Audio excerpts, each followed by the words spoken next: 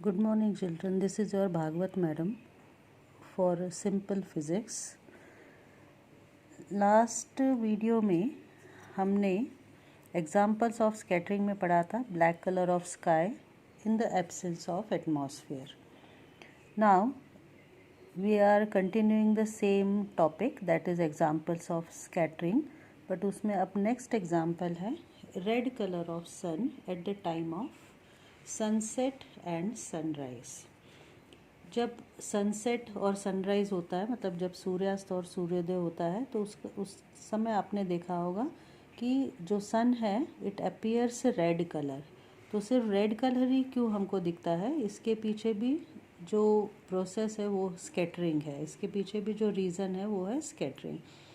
क्या होता है कि जब सनराइज़ होता है या सनरेज होता है, तब जो सन है वो हॉरिजॉन पे होता है और हॉरिजॉन से जो सनरेज ट्रैवल करती हैं अर्थ तक, वो सबसे लॉन्गेस्ट डिस्टेंस ट्रैवल करती हैं. इसकी वजह से जो सबसे हाईएस्ट वेवलेंथ है वो कलर ऑब्वियसली अर्थ के सरफेस तक और ऑब्जर्वर तक क्लियरली पहुंचता है. इसीलिए रेड कलर अपनी इस खासियत की वजह से, मतलब हाईएस्ट वेवलेंथ की वजह से क्लियरली पहुंचता है.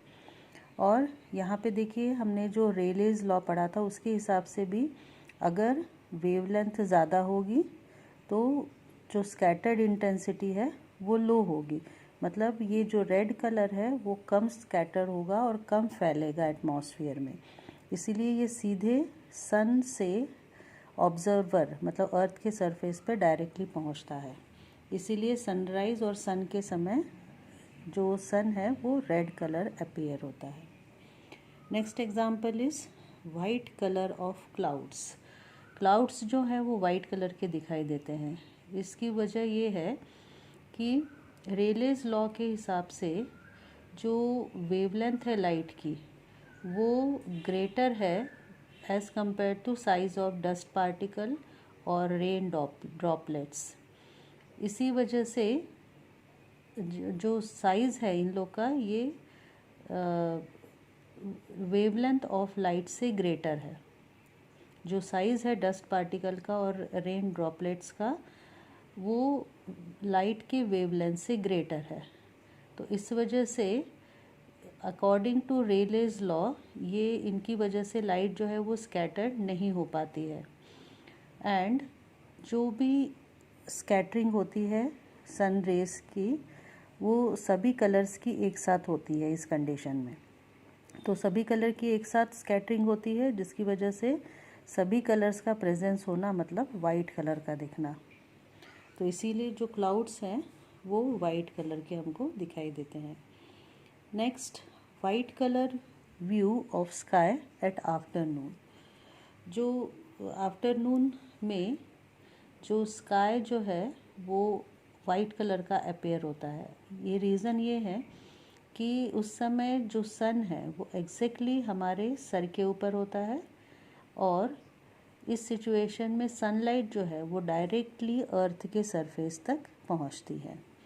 और डायरेक्टली अर्थ के सरफेस तक पहुंचना दैट मीन्स सभी कलर्स का एक साथ स्कैटर होना, जिसकी वजह से वाइट कलर अपीयर होता है. Next example is the danger signal of red colour. जो डेंजर सिग्नल है उसको रेड कलर दिया गया है. क्या रीज़न है? इसका रीज़न ये है, जैसे यहाँ पे लिखा है देखिए, the wavelength of red colour is greater,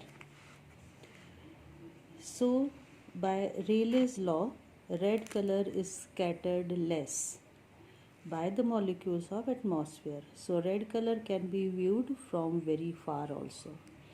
उसकी रेड कलर की वेवलेंथ ज़्यादा होने की वजह से ये कम स्कैटर होगा और कम फैलेगा. इसकी वजह से ये स्ट्रेट लाइन में चलेगा और स्ट्रेट लाइन में चलेगा तो डायरेक्टली जो ऑब्जर्वर तक स्ट्रेट पहुंचता है. इसीलिए सिग्नल का कलर रेड लिया जाता है या रेड है. The very most important of examples of scattering is next rainbow. Rainbow को सोलर स्पेक्ट्रम भी कहा जाता है. अब ये सोलर स्पेक्ट्रम क्या है या रेनबो क्या है? An observer can see a number of concentric colored arcs hanging in the sky with the sun at the back of the observer after a light drizzle. इसका ये मतलब हुआ कि जब हल्की बूंदाबांदी होती है, लाइट ड्रिजल मीन्स हल्की बूंदाबांदी होती है, उसके बाद जो ऑब्जर्वर है उसके बैक में मतलब पीठ की तरफ जब सन होता है तो उसकी आँख के सामने एक आर्क कॉन्सेंट्रिक कलर के बहुत सारे आर्क्स, बहुत सारे कलर के जो कि स्काई में दिखाई देते हैं, वो सोलर स्पेक्ट्रम कहलाता है रेनबो। अब ये रेनबो जो है वो एक कंबाइंड इफेक्ट होता है refraction through spherical drops and total internal reflection through these drops. So ये जो रेनबो है वो दो तरह का होता है। So first is primary rainbow. यहाँ देखिए ये प्राइमरी रेनबो का ड्राइंग बना हुआ है। प्राइमरी रेनबो में देखिए एक ग्राउंड जो है उसके पैरेलल एक वाइट रे इंसिडेंट हो रही है जो कि रेन ड्रॉपलेट, ये रेन ड्रॉपलेट है उसके सेंटर के ऊपर इंसिडेंट हो रही है। अब यहाँ पे देखिए ये डिस्पर्शन हुआ और रिफ्रैक्शन हुआ, इस पॉइंट पे रिफ्रैक्शन हुआ, रिफ्रैक्शन के साथ ही डिस्पर्शन हुआ, तो ये 7 डिफरेंट कलर्स में डिवाइड हो गई है। सबसे ऊपर रेड है, सबसे नीचे वॉयलेट है, इन दोनों के बीच में 5 डिफरेंट कलर्स हैं। इन पॉइंट्स पर आके देखिए ये सभी 7 कलर्स का टोटल इंटरनल रिफ्लेक्शन हुआ है। टोटल इंटरनल रिफ्लेक्शन फेनोमेना हम इसके पहले वाले वीडियोस में पढ़ चुके हैं। यहाँ पे टोटल इंटरनल रिफ्लेक्शन होने के बाद ये वापस अंदर ही अंदर बेंड होती हैं और इस पॉइंट पर आके फिर से रिफ्रैक्शन होता है और ये रेज बाहर की तरफ निकल के आती है। सो यहाँ पे अगर ऑब्जर्वर है तो वो ऑब्जर्वर देखिए यहाँ से ग्राउंड पर वो ऑब्जर्वर अर्थ के सरफेस पर से वॉच कर रहा है, तो रेड कलर जो है वो 42 डिग्री पर अपीयर होता है उसके लिए और वॉयलेट कलर 40 डिग्री पर अपीयर होता है। तो इस तरह से ये जो कलर्स हमको दिखाई देते हैं रेनबो के फॉर्म में, उनमें वॉयलेट कलर आउटसाइड की तरफ होता है, रेड कलर आउटसाइड की तरफ होता है, ये रेड कलर, और वॉयलेट कलर इनसाइड होता है। और इन दोनों के बीच में जो विड्थ है प्राइमरी रेनबो की वो कितनी हो गई? 2 डिग्री हो गई। That means 42 minus 40 is 2 degree. तो इस तरह से ये जो प्राइमरी रेनबो बन रहा है इसमें 1 टोटल इंटरनल होगा रिफ्लेक्शन इनसाइड द ड्रॉप यहाँ पर, एंड 2 नंबर ऑफ रिफ्रैक्शन, एक यहाँ पर और एक यहाँ पर, और इसमें रेड कलर आउटसाइड होगा और वॉयलेट कलर इनसाइड होगा। So this is about primary rainbow. Next is secondary rainbow. Secondary rainbow में देखिए ये है डायग्राम सेकेंडरी रेनबो का। सेकेंडरी रेनबो में जो सन रेज है वो सेंटर में, ये रेन ड्रॉपलेट के सेंटर के नीचे इंसिडेंट हो रही है। एक बार यहाँ रिफ्रैक्शन हुआ, फिर यहाँ टोटल इंटरनल रिफ्लेक्शन हुआ, यहाँ पे फिर से टोटल इंटरनल रिफ्लेक्शन हुआ और इस पॉइंट पे फिर से रिफ्रैक्शन हुआ। सो आपको ये क्लियर हो गया होगा, सेकेंडरी रेनबो में 2 बार रिफ्रैक्शन हो रहा है और 2 बार टोटल इंटरनल रिफ्लेक्शन हो रहा है। फिर जब ये रेज बाहर निकल रही हैं तो उसमें देखिए वॉयलेट कलर 54 डिग्री पर अपीयर हो रहा है और रेड कलर 51 डिग्री पे अपीयर हो रहा है। इसका मतलब है रेड कलर अंदर की तरफ पाया जाएगा सेकेंडरी रेनबो में और वॉयलेट कलर बाहर की तरफ पाया जाएगा। और इस रेनबो की जो टोटल विड्थ होती है 54 माइनस 51, ये हो गई 3 डिग्री। सो यहाँ पे पूरा क्लियरली लिखा हुआ है सेकेंडरी रेनबो के बारे में।